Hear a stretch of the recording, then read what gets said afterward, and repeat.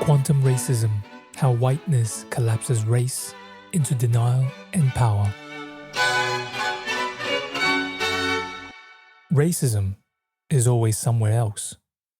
That is the first illusion, the first disavowal. In Europe, racism is an American disease, a grotesque mutation of racial capitalism and slavery, a moral failure that exists in police brutality, in mass incarceration, in the ruins of empire, but always over there, across the Atlantic, safely externalized.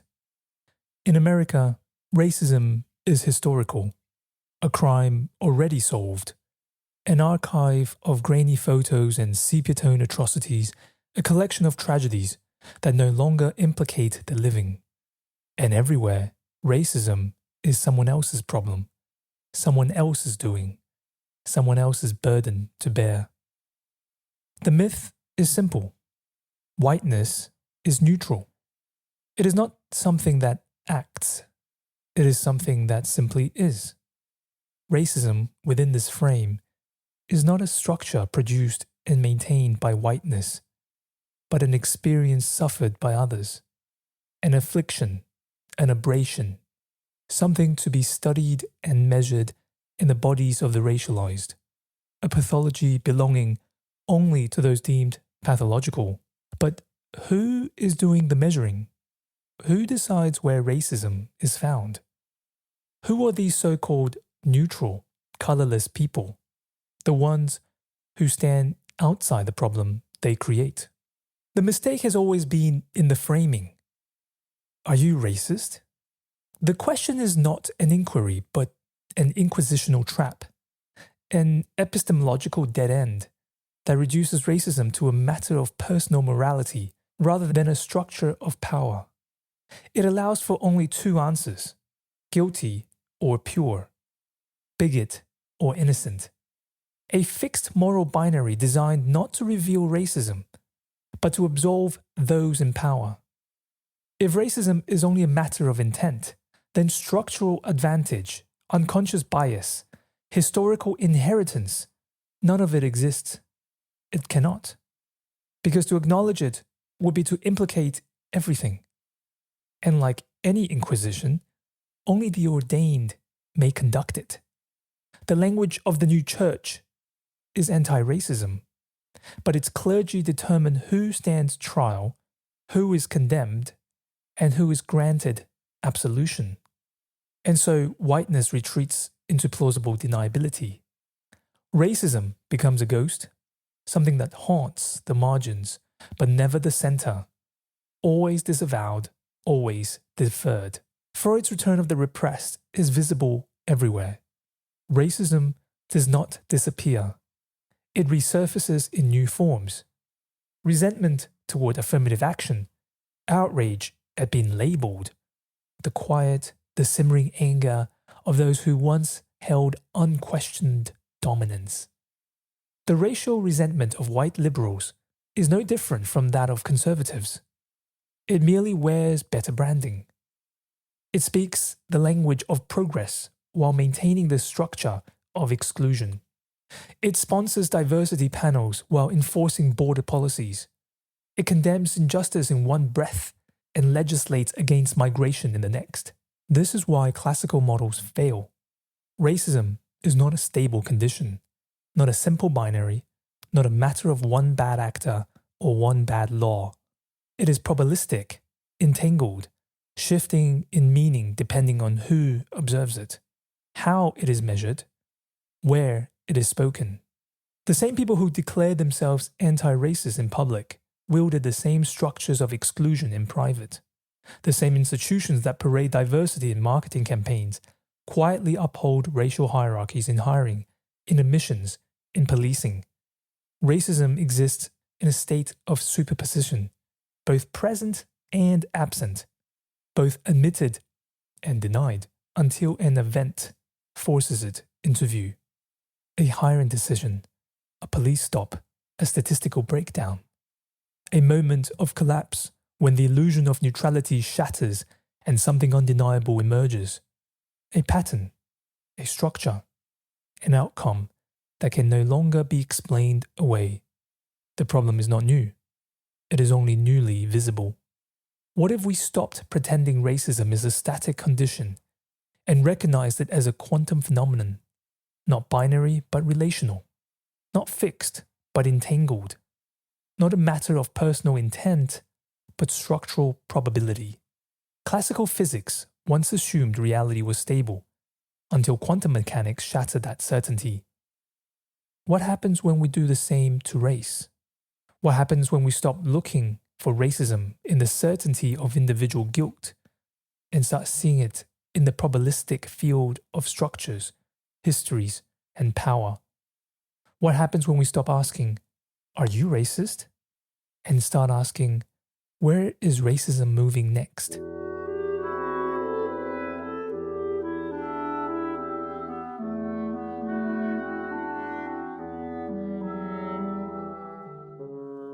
The limitations of the binary model. Are you a racist? The question, "Are you a racist?" is not just an epistemological failure, but functions as an ideological apparatus, a technology of innocence that allows white supremacy to remain intact. It demands an answer, but allows only two: guilty or pure. Racism within this frame is not systemic, historical, or unconscious. It is reduced to personal stain, a moral failing, or an error of intent. If you do not intend to be racist, you remain clean. This binary model, racist or not racist, does not help us understand racism. It ensures that we misunderstand it. It operates not to reveal racism, but to foreclose the possibility of examining it. It frames racism as an individual flaw rather than a structural force, making its existence contingent on confession or denial. If one does not feel racist, then one is not racist. If one does not see racism, then it does not exist. If one believes in one's own innocence, then the system they inhabit must also be innocent. The result is moralized, defensive discourse where racism is something other people do, somewhere else, in the past. Structural and unconscious dimensions vanish from view, leaving only the question of personal guilt or absolution. Under this model, racism becomes a ghost that haunts only the explicitly bigoted, never those who benefit from its structures, never those who fail to see it in their own actions. For Lacan, la vérité a structure de fiction, or truth is structured like fiction.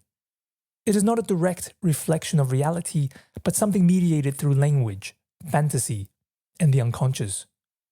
Disavowal operates within this structure, allowing subjects to acknowledge something while simultaneously refusing its full implications. In a secular Christian society, the denial of racism assumes a theological role.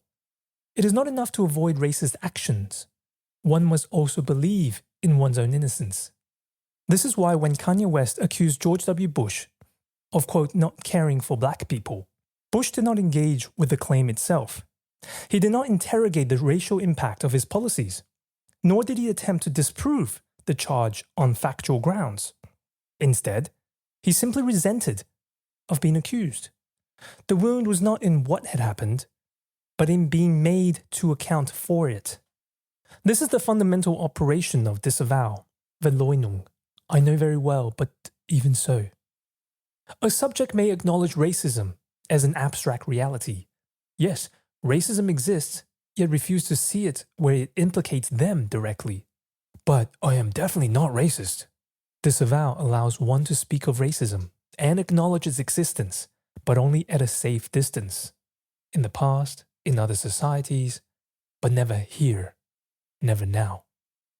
For some, the accusation reaches repression, Verdrängung. The thought is pushed out of awareness, repressed into the unconscious, only to return in slips, contradictions, and unconscious biases. It is not truly forgotten, only displaced, resurfacing in anxieties about political correctness, in the discomfort of discussing race, in the explicable resentment toward those who bring it up. The subject who represses may even find themselves haunted but the very thing they seek to deny. For others, the accusation triggers foreclosure, Verwerfung.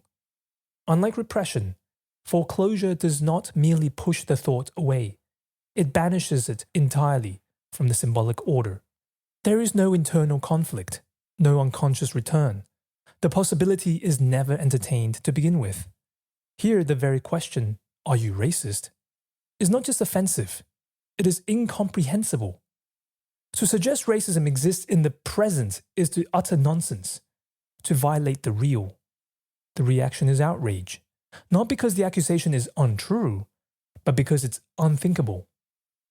Each of these psychic maneuvers, disavowal, repression, foreclosure, serves the same function: to neutralize the disturbance of being implicated in the structure one depends on. Disavowal allows the subject to maintain racism as a theoretical concern.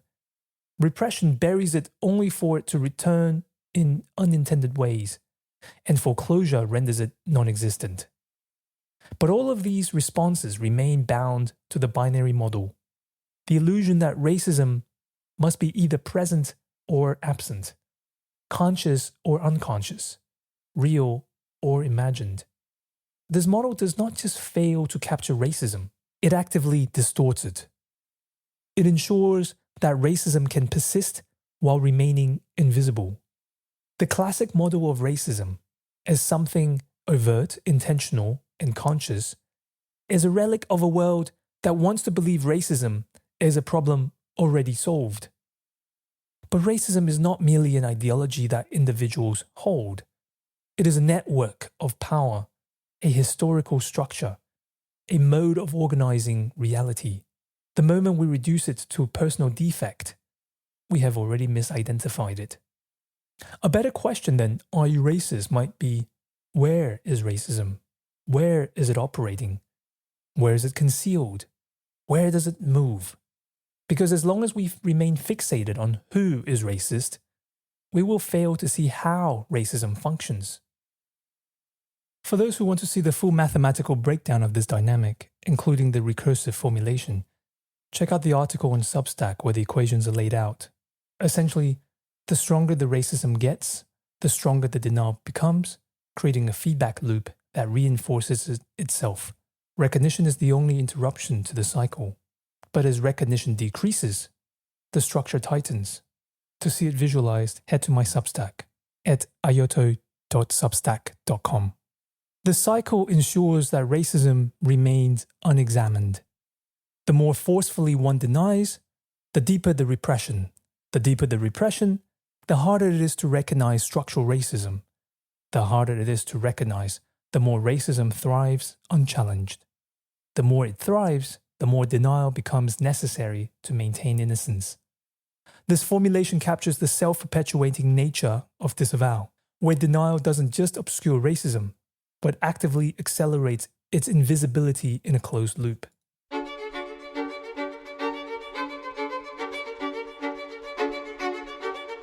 Racism as a superposition state. Schrödinger's cat was a thought experiment meant to illustrate the paradoxes of quantum mechanics. A cat in a box, both alive and dead at the same time, existing in a state of superposition until an observer opens the box and forces a definitive outcome. Until that moment, the cat is neither fully one nor the other, but both, hovering in a probabilistic uncertainty. Racism, too, operates in superposition. It is both present and absent, both admitted and denied, until the moment of observation collapses its wave function. The liberal, convinced of their commitment to anti-racism, remains in an ambiguous state. In their mind, they are against racism, committed to diversity, structurally innocent.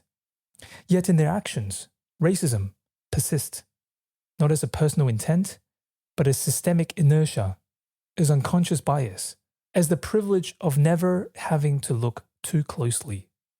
The contradiction remains unresolved until the moment of measurement, a hiring decision, a police stop, a protest.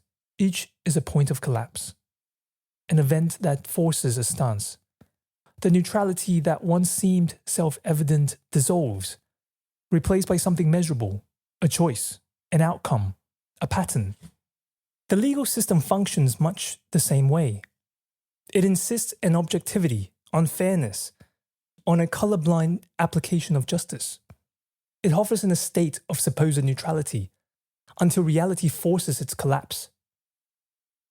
A statistical breakdown of sentencing disparities, an analysis of police stops, a ruling that follows the same racial contours as those before it.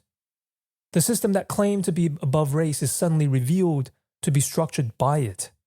The illusion of neutrality was real only so long as no one measured it. The same principle extends to institutions, to corporations, to entire nation-states. A company declares itself inclusive. A government proclaims itself post-racial. A society prides itself on meritocracy. Each assumption held in superposition until the data emerges, until a crisis forces alignment, until the comforting vagueness of principle meets the sharp reality of practice. The moment of observation does not create racism, but it makes its presence undeniable. The classical model of racism, the one that asks simply, "Are you racist?" fails because it assumes a fixed moral state, a stable, observable reality. It presumes that if racism is not consciously expressed, it does not exist. But racism, like quantum phenomena, is not fixed. It is relational, entangled, dependent on the act of measurement.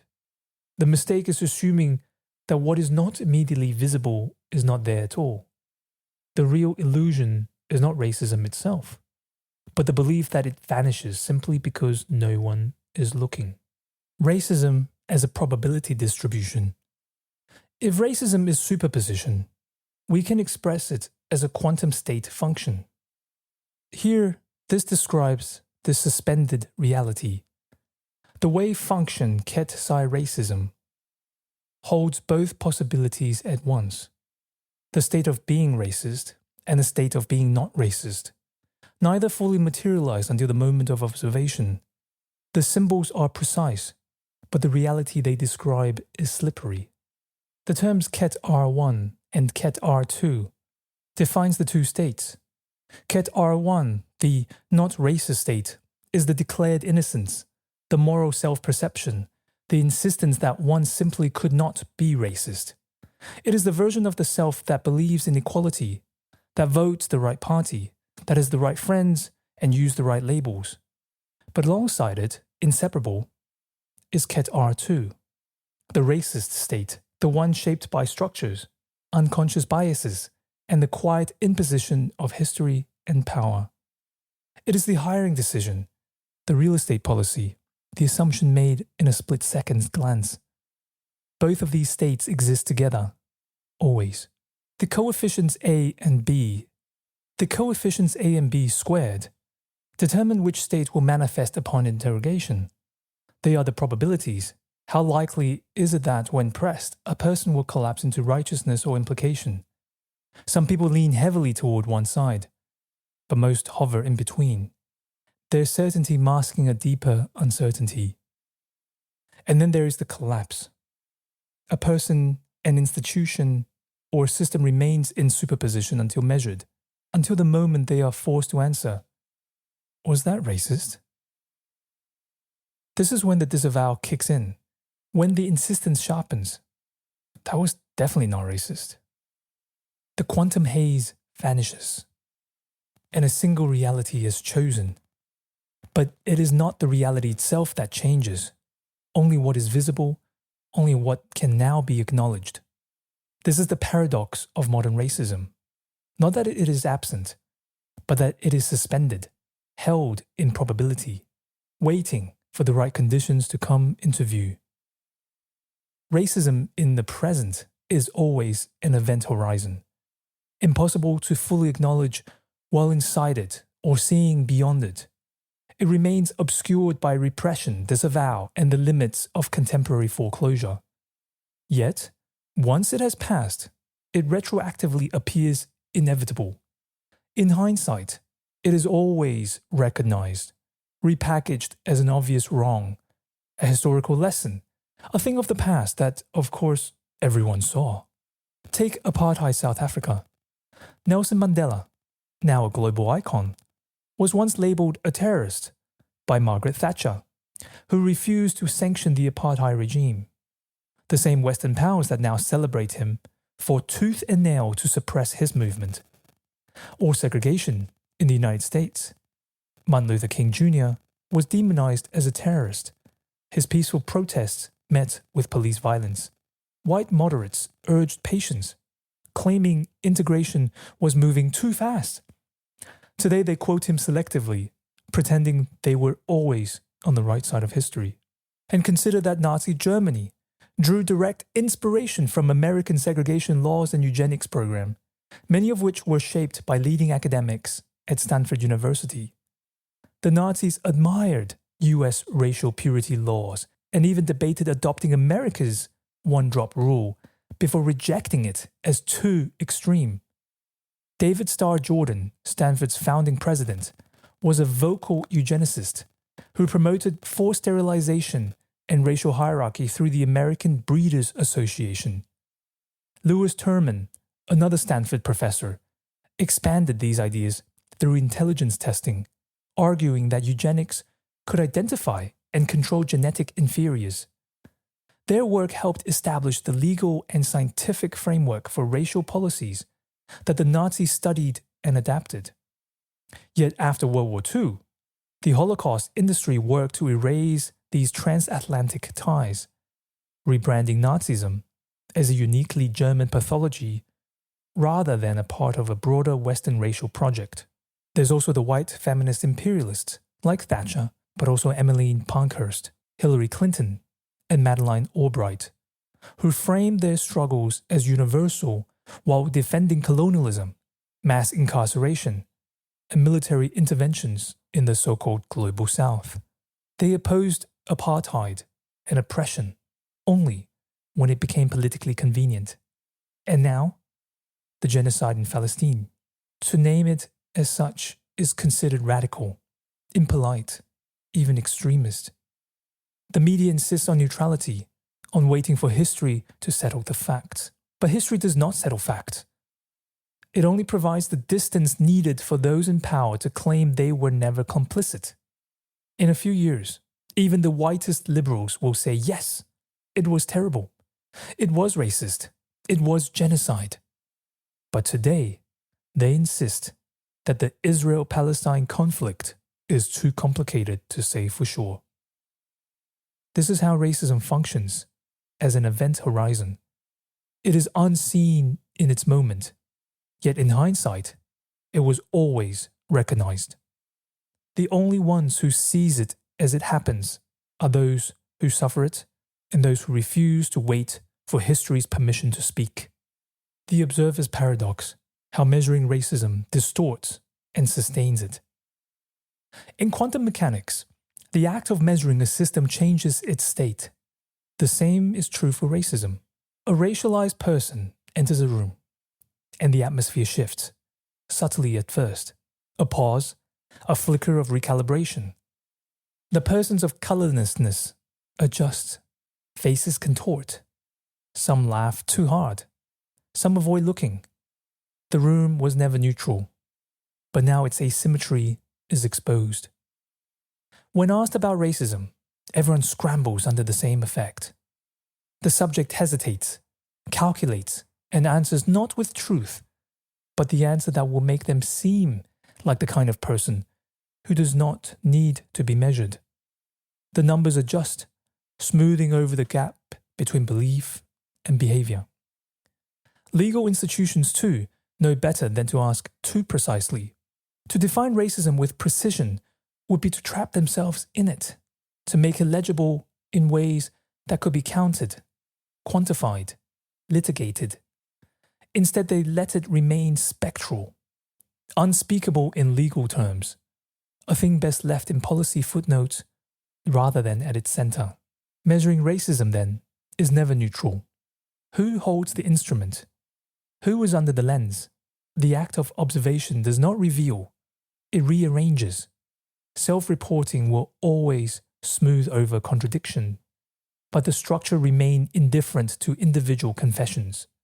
And history does not disappear simply because no one is asking the right questions.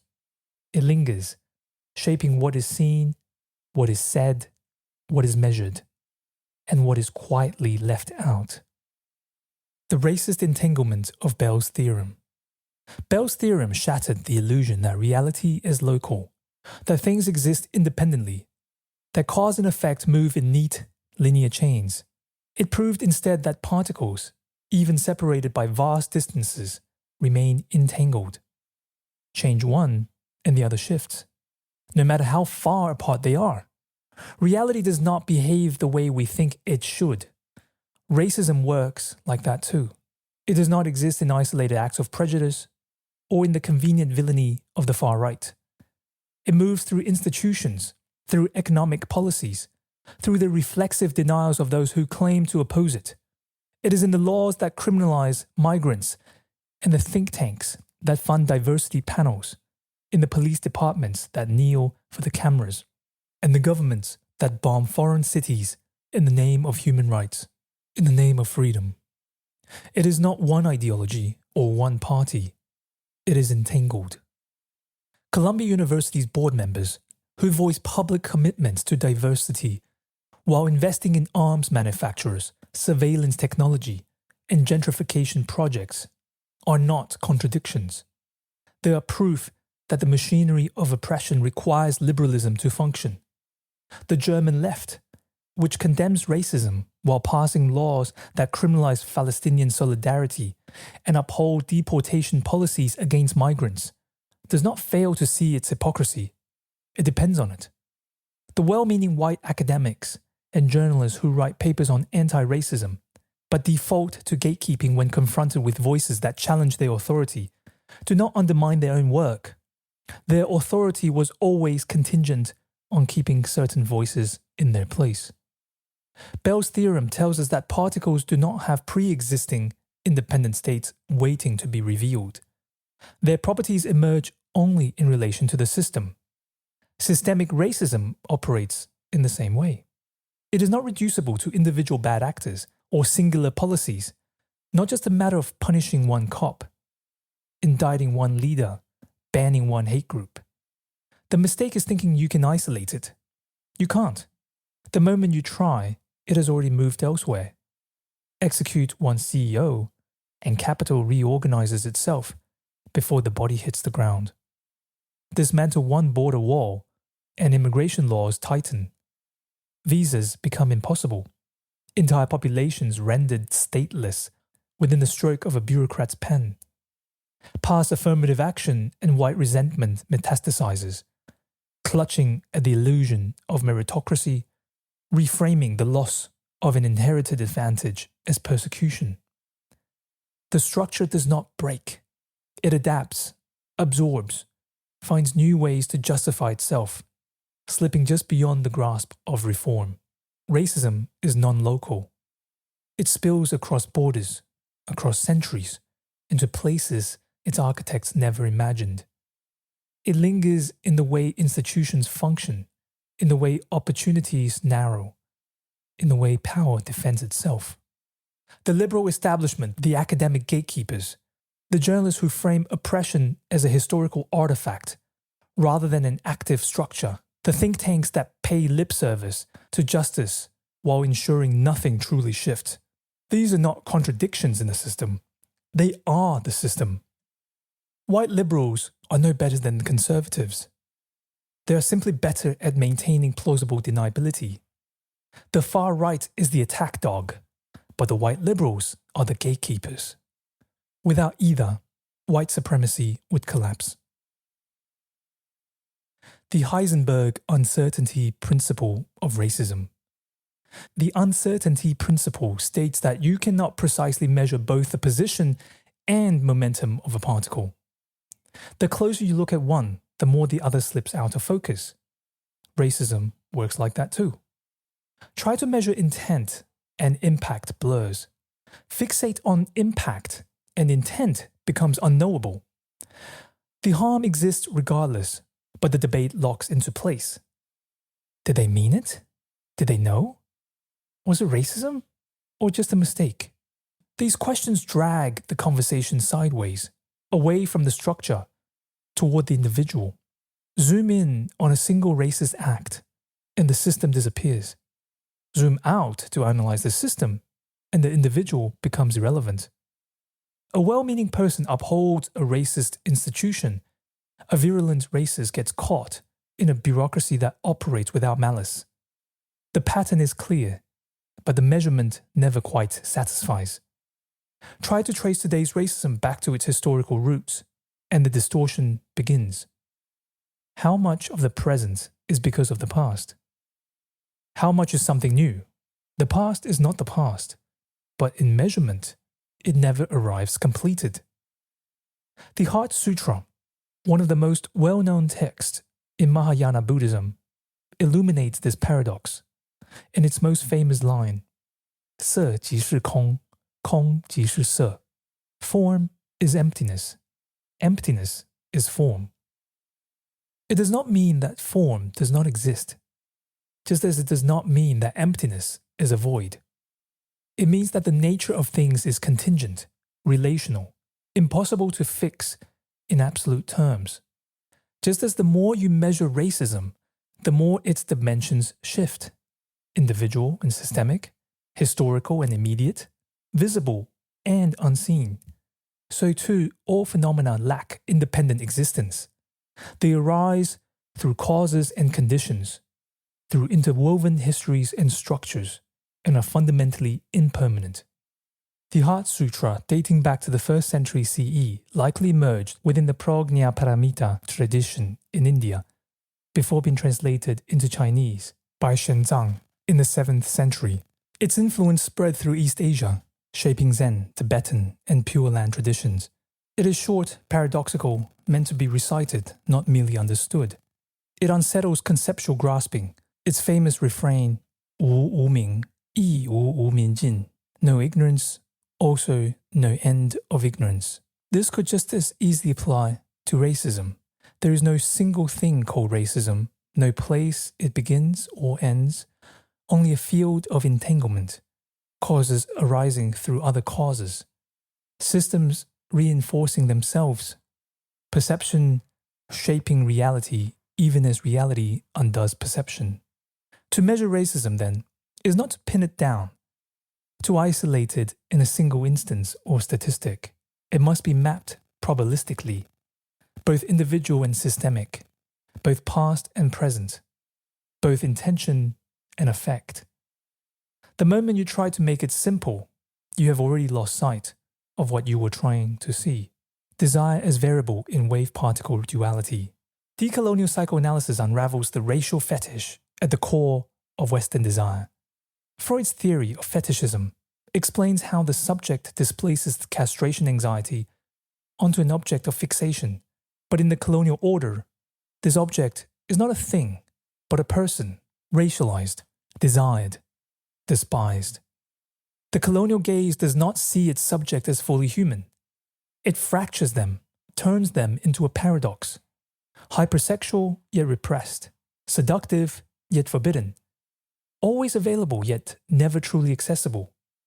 This is why white attraction to racialized bodies does not contradict racism, but thrives within it. Desire does not dismantle the structure of domination. It reinforces it. The colonial subject is not desired despite their subjugation, but precisely because of it. The attraction is not incidental. It is foundational. Wave-particle duality states that a particle exists as both a wave and a particle until measured, refusing to resolve into one form or the other until forced into observation. Racism, too, exists in dual states, but with a third variable, desire. It is not simply a force of exclusion or oppression. It is also fascination, fetishization, and obsessive fixation masquerading as aversion. The colonial subject is both invisible and hypervisible, erased from history, yet hyperexposed under the white gaze, always watched, always contained. Desire distorts measurements, It bends perception, makes the structure less legible, turns racism into something more complex than domination alone. Attraction does not negate racism. It intensifies it. The white subject who desires the racialized other believes themselves free of racism, unaware that their desire is structured by the same colonial gaze that constructed the fetish in the first place. The powerful resent their own attraction. White liberals are uneasy when they desire the people they structurally oppress. The gaze twists, tries to unsee itself, and when it cannot, it lashes out. Racist backlash does not emerge from pure repulsion, but from the unbearable recognition that power and desire are not separate. To measure racism without accounting for desire is to miss its most volatile mutation. White resentment is often rooted in attraction turned to shame. Resentment toward the other, toward the sexual availability of the racialized subject, toward the economic threat of those who were supposed to remain beneath. The reactionary turn from attraction to exclusion, from fascination to violence, is not a break, but a continuation. Racism and desire exist in superposition, bound together in a structure that makes measurement unstable. The system does not simply produce oppression. It produces the conditions of attraction and its inevitable disavowal. And desire, like racism, cannot be trusted to report on itself. Self-reports of racism are unreliable, but so are self-reports of attraction, of preference, of resentment. The subject does not fully know what they desire or why. Colonial memory lingers in sexual economies. Desire is inherited, just as power is. The attraction to whiteness, to certain racialized aesthetics, to submission and dominance, these are not natural, but historical. Racism is not just a system of exclusion, it is also a system of wanting, of looking, of fantasizing. The mistake is thinking you can measure it without drowning in desire. Whiteness does not merely seek to dominate, it seeks psychic stability, a sense of order that requires racial hierarchy, not just for material power, but for its own coherence.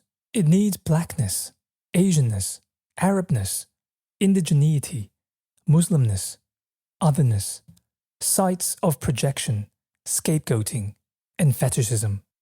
White desire is structured by disavowal. The white subject desires what it also seeks to control, exclude, erase. The same contradiction fuels racial capitalism. Desire and repulsion are not opposites. They are the same movement, seen from different angles. The white liberal who consumes black culture, but fears black power. The one who adopts Asian spirituality, but labels Asians as a geopolitical threat. The one who claims to love diversity, but panics at demographic shifts. The one who desires the racialized other, but cannot bear to see them as human. The one who watches, wants, and then looks away. The racist measurement matrix. Racism does not sit still. It does not remain in one state, one form, one category. It is not something that can be neatly classified as present or absent, explicit or implicit, structural or personal. It is all of these things at once, moving, shifting, and collapsing into one state only when observed. This is why racism must be measured not as a fixed quantity, but as a probability distribution, a shifting matrix of entangled states existing in superposition until the moment of inquiry forces it into visibility. In superposition, someone can be both racist and anti-racist. A white ally supports anti-racism while reproducing microaggressions unconsciously. In the observer effect, we can see how measuring racism changes responses, where people of colorlessness downplay racism in self-reports. In entanglement, racism is relational, but not isolated. Colonial policies continue to shape immigration and labor laws. In wave-particle duality, racism exists in multiple forms until it is observed. A policy can be race-neutral in language, but racialized in impact. Putting all this together, we can use a mathematical formulation of a density matrix approach. Rather than treating racism as a binary or singular score, a quantum model defines it as a density matrix, where racism exists probabilistically across different states. The density matrix of racism, rho sub racism, is a weighted sum of different possible states of racism.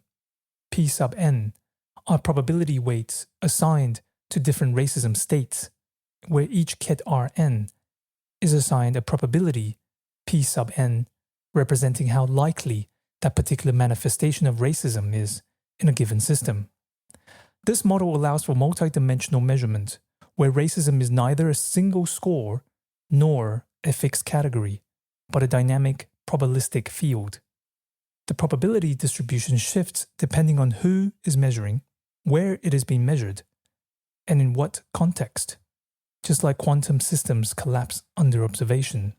Racism does not exist in isolation. It exists in relation to power, to history, to perception. Any attempt to quantify it must accept that measurement is distortion, that meaning changes in different frames, that racism is as much about what is felt as what it is enforced. To measure racism is to acknowledge that it cannot be captured in one number, one definition, one moment. It is a system of probabilities entangled across time, space, and desire. The mistake is thinking you can observe it without changing it. The mistake is thinking you can measure it without becoming part of the measurement itself. In psychoanalysis, the real is that which cannot be fully symbolized or integrated into discourse. Racism, in its deepest sense, operates at this level. It cannot be neatly measured, solved, or eradicated, because it is not simply a political problem, but a foundational structure of the modern world. This is why liberal anti-racism fails. It believes that with enough education, enough discussion, enough policies, racism can be reasoned away. But decolonial psychoanalysis tells us otherwise. Racism is lodged in the unconscious, in history, in language itself. The task, then, is not to seek a final solution to racism, but to develop a new grammar for seeing, speaking, and dismantling its structures from within. Measuring racism's recalcitrance within a quantum resistance model. Racism does not just persist, it resists. It adapts, mutates, and doubles back on itself. Attempts to measure or dismantle it often provoke reactionary forces that entrench it further. This is racism's recalcitrance, its refusal to be eliminated, its ability to evade accountability by shifting forms. The quantum Zeno effect describes how continuous measurement prevents change. In psychoanalytic terms, this is the function of the superego's demand for racial innocence. White subjects are caught in an endless cycle of proving that they're good people, posting the right hashtags, saying the right phrases, denouncing the right enemies. But this obsessive self-monitoring does not lead to transformation. It freezes the subject in place. Anti-racism becomes another form of self-surveillance, a performance of the internalized gaze of the superego. And yet, as Freud tells us, the more one tries to repress a thought, the stronger it returns. This is why whiteness, despite its moral posturing, remains deeply fragile, because it cannot bear the truth of its own foundational violence. If racism operates in superposition, existing in multiple states at once, then recalcitrance is the mechanism by which it avoids collapse into a single, observable truth. The harder you try to pin it down, the more elusive it becomes, and the stronger the disavowal. This can be observed in the quantum Zeno effect. The more frequently racism is debated, the harder it becomes to change. This can be seen in the endless discourse about intent versus impact that prevents the structural reform. If racism is modeled as a quantum state, recalcitrance functions as a potential energy barrier, a force that prevents progress by absorbing or redirecting efforts to dismantle it. Here, before we get into the details, you'll want to refer to the full schema formulation on my Substack, where I lay out the exact mathematical structure of this model. What I'll do here is to break it down in a way that makes sense without needing to see the equations. So we define something called the recalcitrance function, written as R of X and T.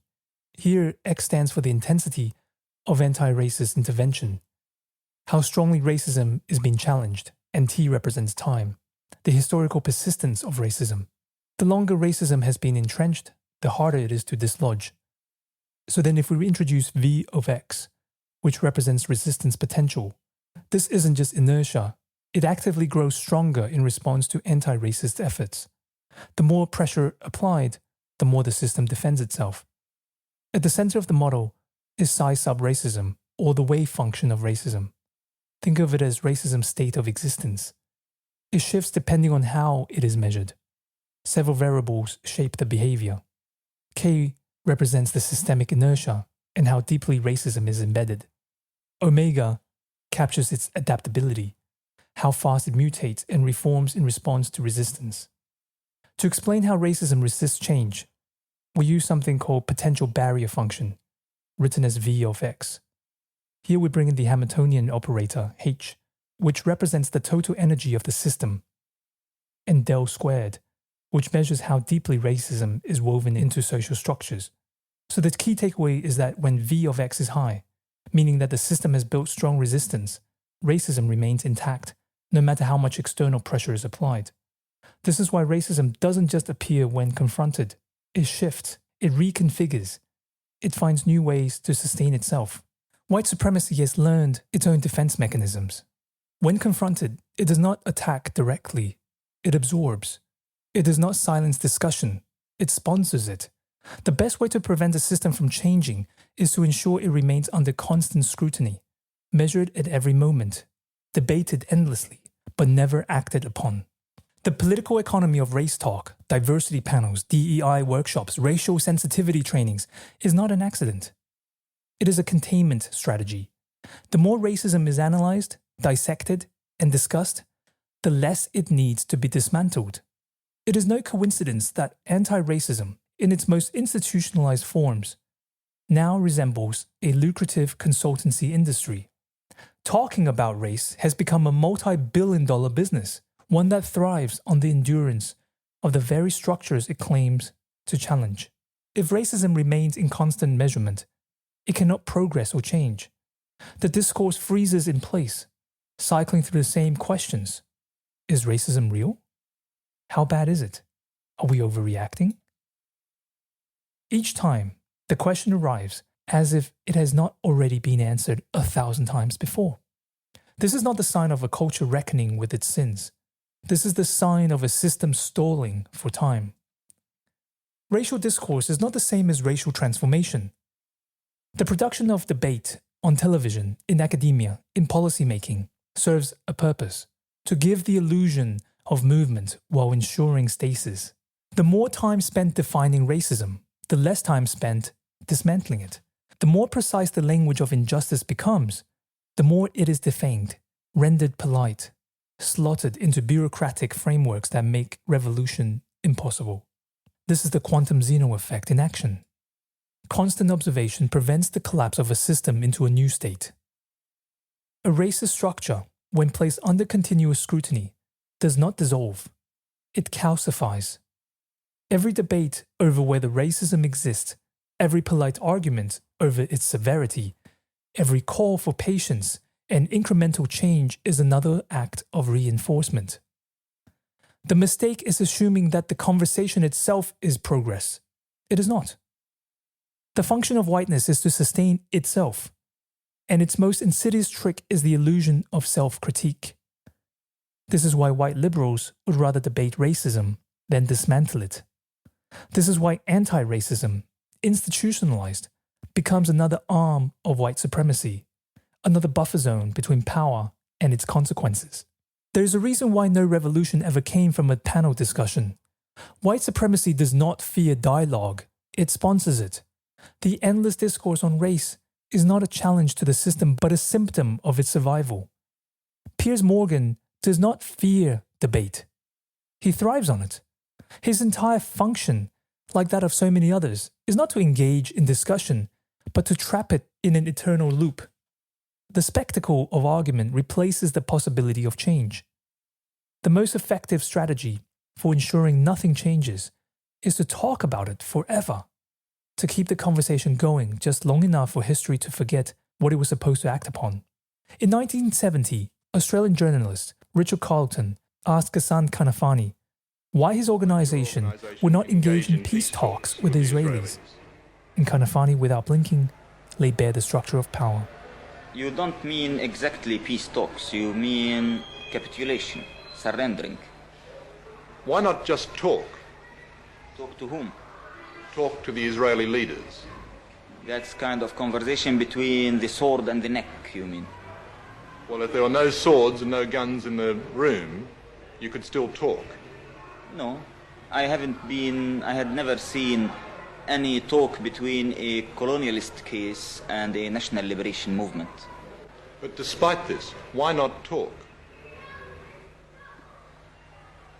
Talk about what? Talk about the possibility of not fighting.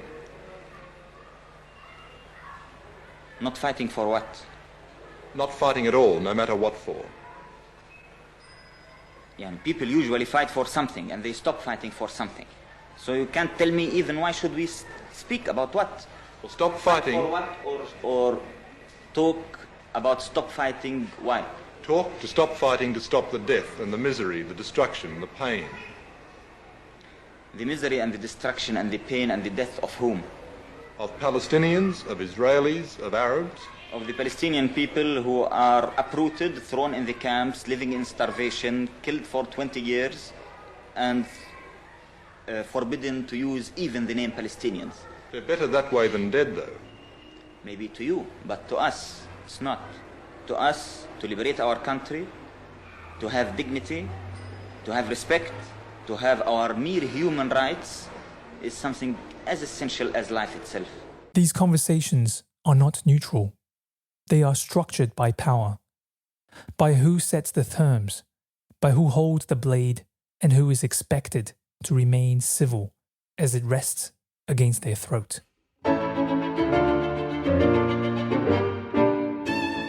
Conclusion: a quantum approach to racism measurement.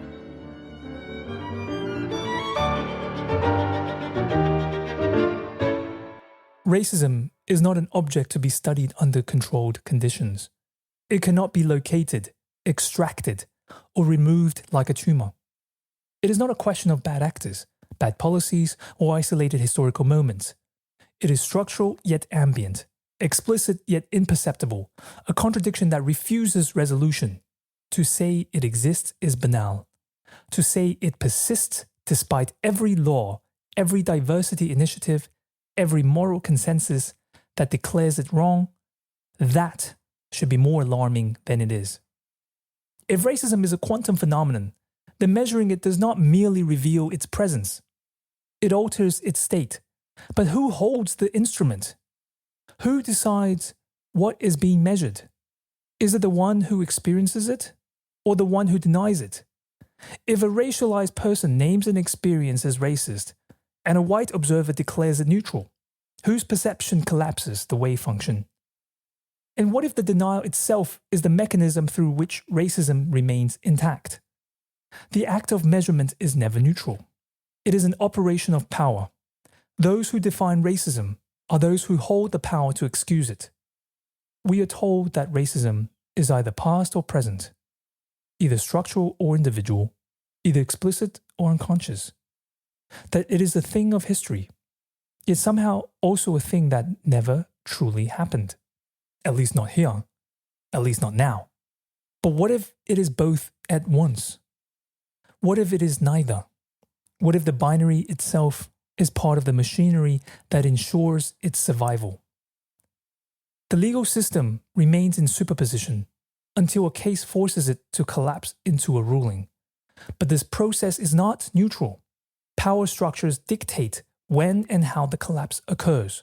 Perhaps the question is not whether racism exists, but whether it is possible to see it while standing inside it. Perhaps the reason it seems impossible to measure is that it already determined the coordinates of our movement. Perhaps the reason it cannot be isolated is that we are measuring it from within its field. What if racism is not a problem to be solved, but a condition to be understood? And if it is a condition, what is its half-life? What is its rate of decay? Or does it not decay at all, only reorganizing itself, shifting probabilities, finding new ways to exist just beneath the threshold of recognition? And if that is true, then what happens when we stop looking? Does it disappear? Or does it spread, unmeasured, undisturbed, untouched by the instruments designed only to detect it when it is already too late?